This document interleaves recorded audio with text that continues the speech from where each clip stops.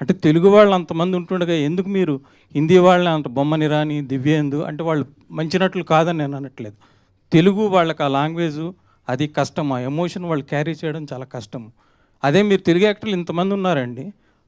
మన నరేష్ ఉన్నారు, రావు రమేష్ ఉన్నారు, శ్రీకాంత్ ఉన్నాడు, శివాజీ ఉన్నాడు, నందు ఉన్నాడు, చాలామంది ఉన్నారు. మీ గురువుగారు మరి అట్లానే తెలుగు వాళ్ళందరినీ పెట్టి నార్త్లో కూడా పెద్ద హిట్ కొట్టారు. మరి మీరు ఎందుకు అందరినీ నాన్ లాంగ్వేజ్ ఇప్పుడు ఆ కోర్మయ్య అనే ఆయన కూడా మలయాళం అని పెట్టారు మీరు. అవునండి.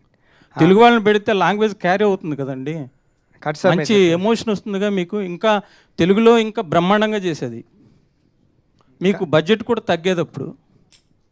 కాదు సార్ మీరు చెప్పింది. అంటే బొమ్మన ఇరానీ గారు అంటే నార్త్ నుంచి వచ్చిన అయినారు కాబట్టి బొమ్మన్ గారిని అది పెట్టాం సార్. ఇప్పుడు అందరూ అదే పాన్ ఇండియా అని అందరినీ తెచ్చేసుకుంటున్నారు. లేదండి, పాన్ ఇండియా కథకి ఆ క్యారెక్టర్ సూట్ అవుతుందని అలా ట్రై చేసింది తప్పండి.